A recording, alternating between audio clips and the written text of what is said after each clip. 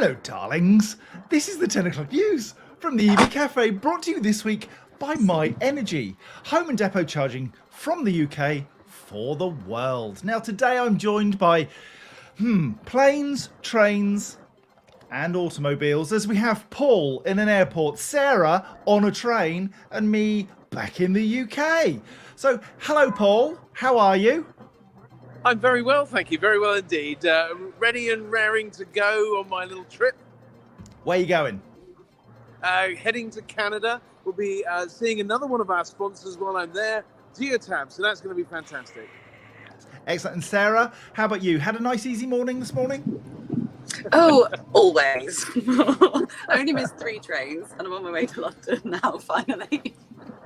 Chaotic, we don't know the meaning of the word. Anyway, grab a cuppa and plug in for the latest in clean transport and sustainability news, where today we'll be talking about tough times for Tuffnells as administrators move in, paying to pollute being big business in London, the EU leading the way on battery sustainability standards.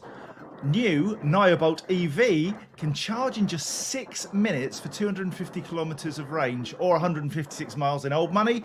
And charging is a fleet headache, especially if you've got no home or depot charging available, say the AFP.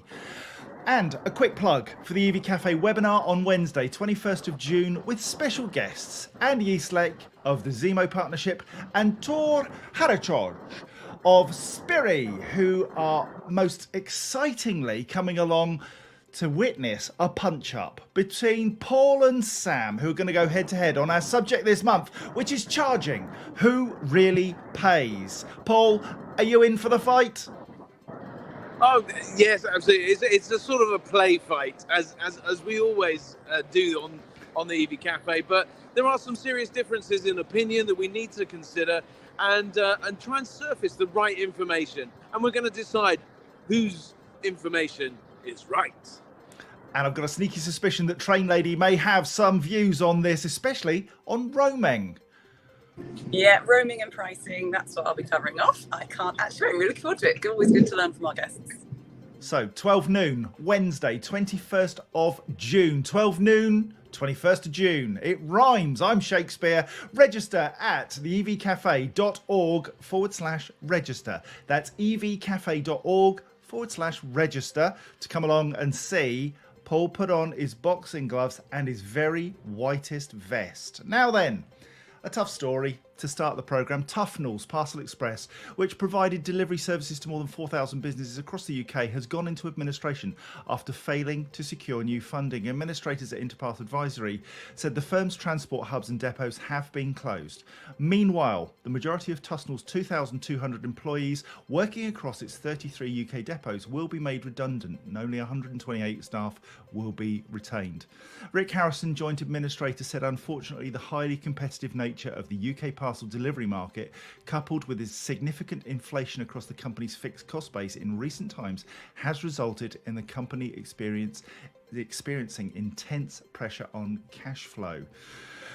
The devastating news comes just 4 months after Tuffnells, which operated more than 1,000 commercial vehicles, said it would invest $4 million to upgrade its fleet this year as part of a wider business improvement plan worth $7 million.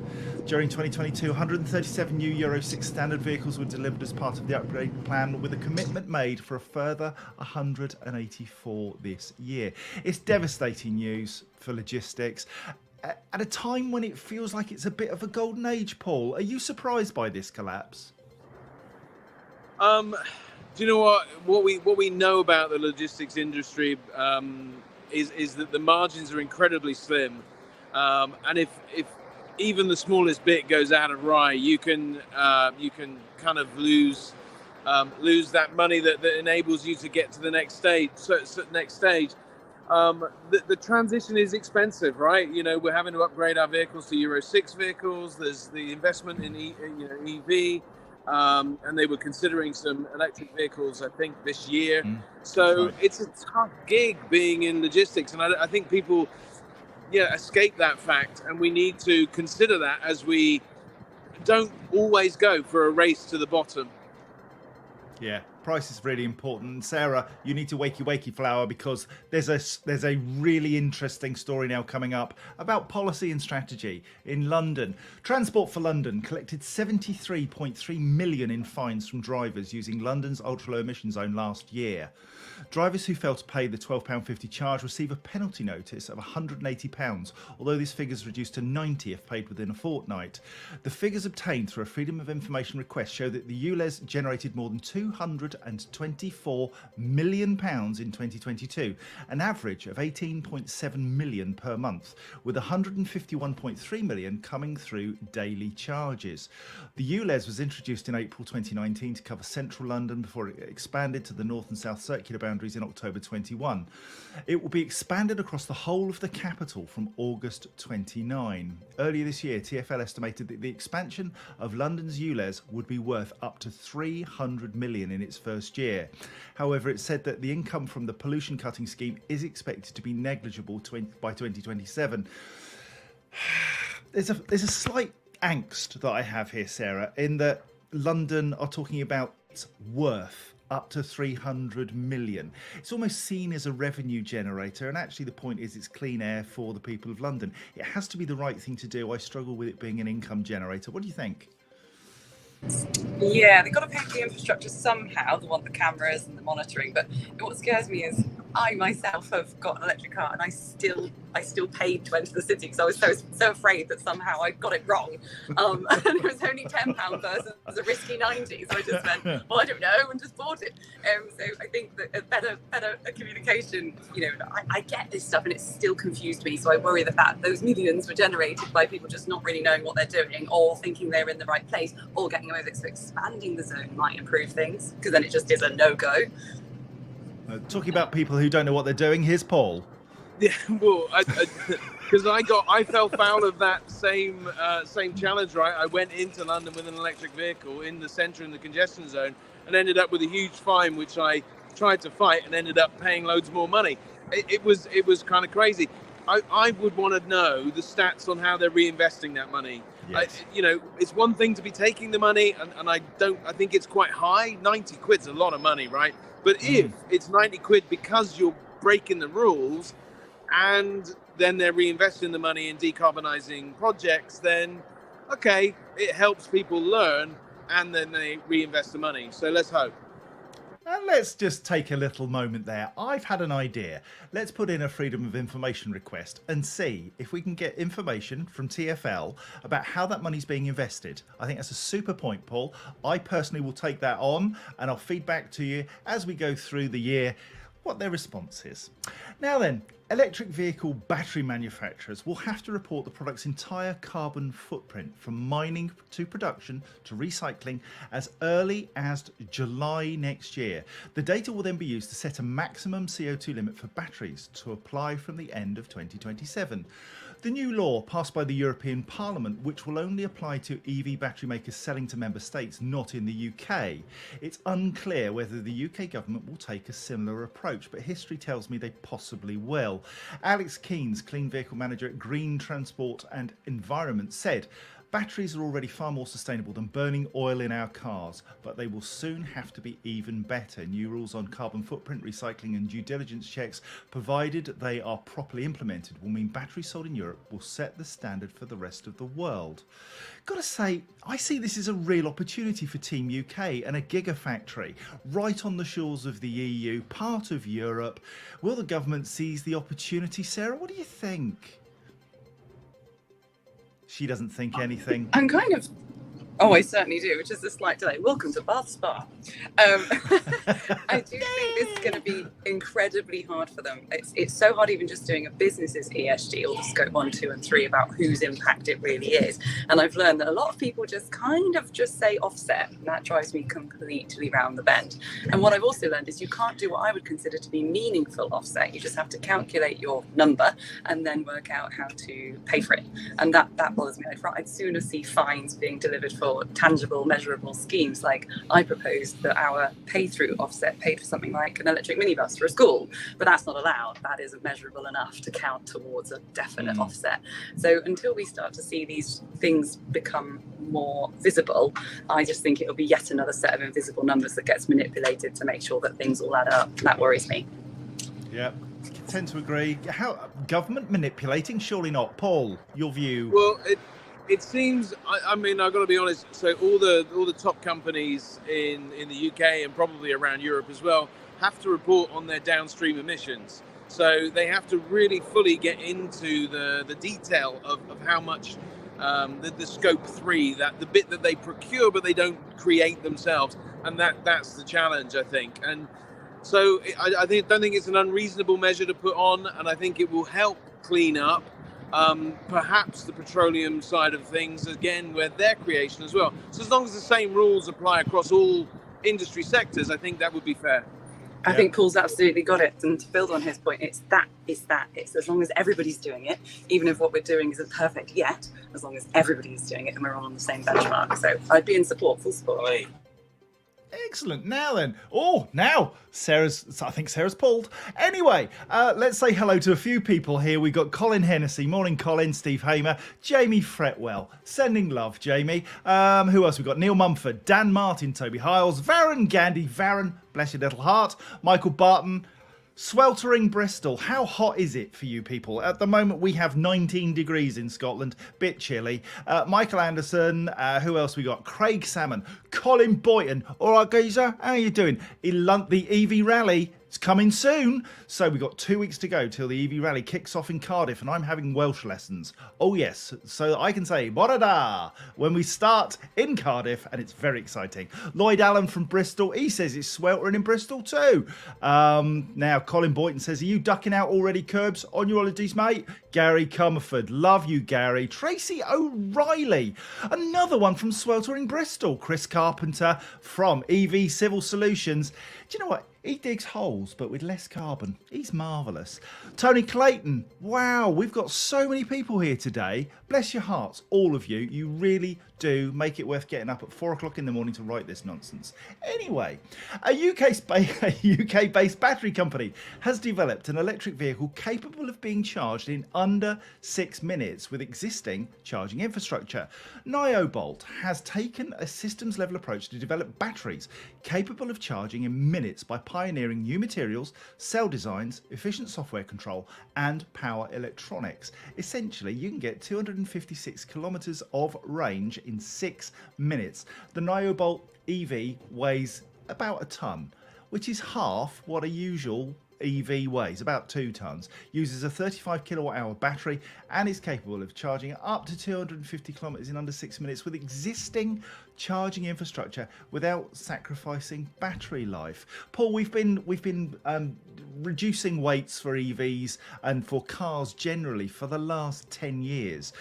This sounds like it's a really big step forward. 150 miles in 6 minutes. Got to be good. I mean, that technology sounds like it would make a huge difference, especially, of course, I'm going to say it, in the van sector, because it's such a critical sector to get in and to get out of. So, no, I think that sounds like it's brilliant. Let's hope it's going to come and get mass market very quickly. Great news that it's a British invention as well, by the sounds of it. Did I get that right? Yeah, you did it. Good. You did indeed. Yeah, and we'd like to welcome Sam for Article 5 this morning. I think that's a new record. How are you, Sam? Says the man who joined halfway through last week. Yeah, nice. Well done. Oh, they're off. The gloves are off already. I told you there's going to be a fight on Wednesday. He didn't join halfway through. He left halfway through, I think you'll find. Well, that's worse. It's a good point. That isn't worse. Good grief. Anyway, let's move on. Fleets are spending more time on managing the charging of electric company cars and vans in an effort to maximise operational efficiency and minimise cost, according to the Association of Fleet Professionals. Whereas maintenance was traditionally the most onerous day-to-day managerial task facing many fleet managers, it's now been replaced by electric vehicle charging, says the AFP. In the last few years, maintenance has been the main everyday issue facing fleet managers, explained AFP Chair Paul Hollick. the fleet car and van parks have been ageing at a fairly rapid pace, whilst workshop capacity has been stretched and parts availability has been patchy. However, we now seem to be in a position where charging is taking over, and there's a wide variety of reasons for this. It's not an exaggeration to say that charging is becoming the new maintenance in terms of the huge demand of attention. The huge amount of attention it demands. The biggest problems are seen by businesses operating EVs where drivers have no home or depot charging. And this means that they're relying on the public infrastructure. GridServe do public infrastructure, and it's rather good. Anyway, there are options available and opportunities, and we work, of course, with companies like My Energy, Plug Me In, Spiri, all of whom can make home and depot charging that bit easier. Sam, you're part of the great GridServe team. They're providing that public charging. Do you really think that home and depot charging is a major issue? I mean, it's a challenge for everybody that's got to deal with the fleet. But I mean, whilst Paul Hollick is completely correct, it's quite frightening if people don't already know this. I mean, the challenge of charging your fleet at your depot it's been around for 10 or 15 years. So if you're just working this out now, then you are way behind. I suspect, though, that it's more potentially about keep saying the same things, because there are new entrants to the market all the time who are coming along, changing their fleets, and don't know what the big potholes are. Yeah, I mean, the principle's still the same, though. AC charging at depots is typically the most prevalent type of charging. It needs to be smart. It needs to manage a local grid, all the same stuff that's been around for 10 or 15 years. So I guess it's just a case of getting that information out to people to recognise that's what needs to be done, because you don't fill up very few depots fill up with diesel at their depots. So This is a whole new thing. So replacing the challenge of maintenance is exactly correct, although it's a completely different challenge, of course, but it does move resources from one place to another. And as always, infrastructure gets raised, and yes, it needs to get better, and yes, it is getting better, and that will sort itself out in good time. I'm getting a little bit bored of that particular element, but it is improving on a daily basis. Not just GridServe, but everybody is getting better on a daily basis. Yeah. And Paul, I think, we've had criticism often about National Grid and will it cope and all this stuff. And we know that they've been investing for 20 years and people can't resist coming out with the same old rhetoric. Our systems can cope, can't they? Yeah, absolutely. And Sam's absolutely right. This has been being thought about by critical people for 10, 15 years. This has been a steady building of things. But what we've got to remember, I guess, is that only 2% or less than 2% of the population really have any kind of experience with using electric infrastructure. And so there is tension as people are learning and people are getting to understand how to operate the new technology, basically, in the public domain to carry on about their business. And when it hits a business in the van or the commercial vehicle world, it's critical, it's productivity, and it's an expensive process to get wrong. So, I can understand why in Paul's case, Paul Hollick's case, they're going to highlight this as the Association of Fleet Professionals, because productivity is absolutely king when it comes to using your vehicles, even cars as well. So I think it's a good point to highlight, but it highlights the point of getting control of your own energy and having energy independence. Yeah, thank you, Paul. And it's good to see that Sarah has been joined by some fans there, it seems, on her train. I had to change seats. I was in someone's chair. You're one of those people. I hate those people. I did just join the Association of Fleet Professionals. They can join from £299. Very good. Well done, you. Now then, I think that's us. Paul, you're off to Canada. Sarah's off to the back of beyond. Sam, your weekend working? Relaxing. A little bit of work, yes, as always, but try and relax, enjoy the sunshine if there is any. I think hopefully it'll hold out a bit longer for me to actually get some sunlight this week. It'll be nice. Good man. Now then, in the comments, if you wouldn't mind, tell me how hot you are right now as I go through our preamble. Or is it? Well, it's not a preamble, is it? It's a post-amble. let's go with the post-amble. If you want to connect to any of our partners, or you have any clean transport PR or news stories you'd like us to cover, please send them to hello@evcafe.org. We'd be delighted to connect you with our partners because, frankly, they're wonderful people and we partner with them for a reason. We can make a better world as a community. Now, until next Friday, it's goodbye from me. It's goodbye from these people because they're fabulous. This has been an EV Cafe production brought to you this week by My Energy, home and depot energy and charging solutions just done right. Other sustainability news services are available, but this is just funner. Sam went off camera like a toad.